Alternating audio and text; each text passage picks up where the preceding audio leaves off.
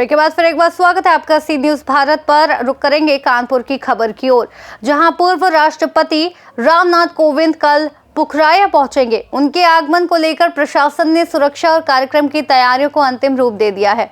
पूर्व राष्ट्रपति रामनाथ कोविंद के पुखराया आगमन के लिए बेल्लाही बाजार में हेलीपैड का निर्माण कार्य पूरा कर लिया गया है। जिलाधिकारी कपिल सिंह और पुलिस अधीक्षक श्रद्धा नरेंद्र पांडे ने स्थल का निरीक्षण किया और संबंधित विभागों को आवश्यक दिशा निर्देश दिए। प्रशासन पूरी तरह सतर्क मोड पर है। पुखराया नगर की प्रमुख सड़कों की साफ सफाई कराई जा रही है। यातायात व्यवस्था को सुचारू बनाए रखने के लिए अतिरिक्त पुलिस बल तैनात किया गया है और दुकानदारों को अतिक्रमण न करने की सख्त हिदायत दी गई है। निर्धारित कार्यक्रम के अनुसार पूर्व राष्ट्रपति सुबह 9:45 पे हेलीपैड पर पहुंचेंगे। इसके बाद वे दिवंगत मित्र स्वर्गीय सतीश चंद्र मिश्रा की पुखराया स्थित आवास पर जाकर श्रद्धांजलि अर्पित करेंगे और शोकाकुल परिजनों से मुलाकात करेंगे। स्वर्गीय सतीश चंद्र मिश्रा का निधन अक्टूबर 2025 में हुआ था। उस समय रामनाथ कोविंद व्यस्त कार्यक्रम के कारण पुखराया नहीं आ सके थे, लेकिन उन्होंने परिवार को फोन पर सांत्वना दी और शीघ्र आगमन का आश्वासन दिया। राष्ट्रपति और सतीश मिश्रा बचपन के मित्र थे और उनके बीच पारिवारिक और व्यक्तिगत जुड़ाव रहा। पूर्व राष्ट्रपति के दौरे को देखते हुए प्रशासन ने सुरक्षा के पुख्ता इंतजाम किए हैं। पूरे कार्यक्रम पर अधिकारियों की पैनी नजर बनी हुई है।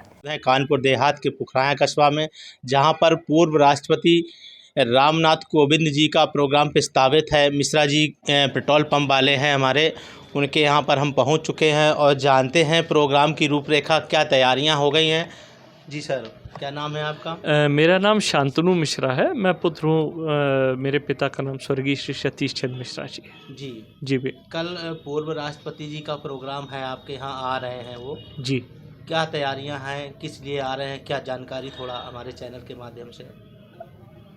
पूर्व राष्ट्रपति जी जो हैं वो अपनी भावनाएं व्यक्त करने आ रहे हैं, चूँकि जो हमारे पिता से उनके पारिवारिक संबंध रहे हैं, उन्हीं के मद्देनज़र उनका आगमन आना सुनिश्चित हुआ है।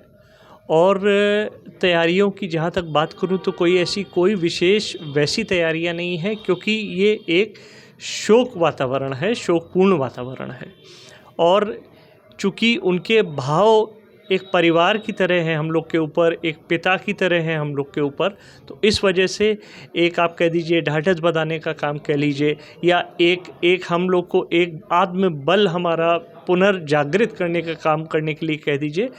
सिर्फ़ और सिर्फ इस कारण से उनका आगमन यहाँ पे हो रहा है, तो उसी का बस हम लोग इंतज़ार कर रहे हैं उनके आने का, जिससे कि उनके साथ बैठ के कुछ अपने कुछ सुख दुख उनसे हम लोग आपस में उनसे शेयर कर सकें। जिस समय पिताजी की मृत्यु हुई थी उस समय उनका आगमन नहीं हो पाया था। जी। क्या कारण रहा? अब देखिए, उनके पास इस समय काफ़ी जिम्मेदारियां हैं।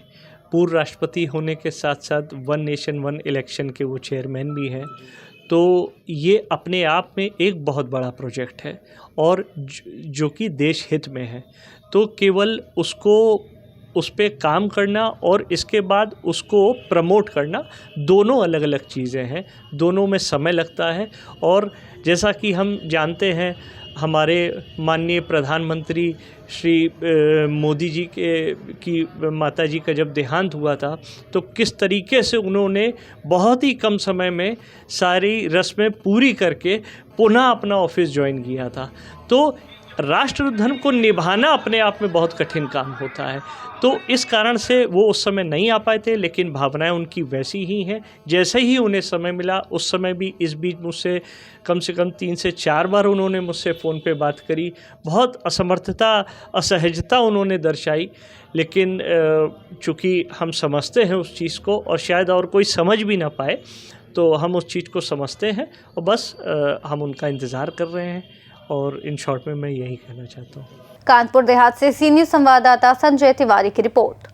पूर्व राष्ट्रपति रामनाथ कोविंद का ये दौरा भावनात्मक रूप से महत्वपूर्ण है और दिवंगत मित्र के प्रति श्रद्धांजलि अर्पित करने का उनका व्यक्तिगत निर्णय है। प्रशासन ने सुनिश्चित किया कि कार्यक्रम शांतिपूर्ण और सुव्यवस्थित तरीके से संपन्न हो। फिलहाल इस रिपोर्ट में इतना ही। देश और दुनिया की तमाम बड़ी खबरों के लिए देखते रहिए सी न्यूज भारत।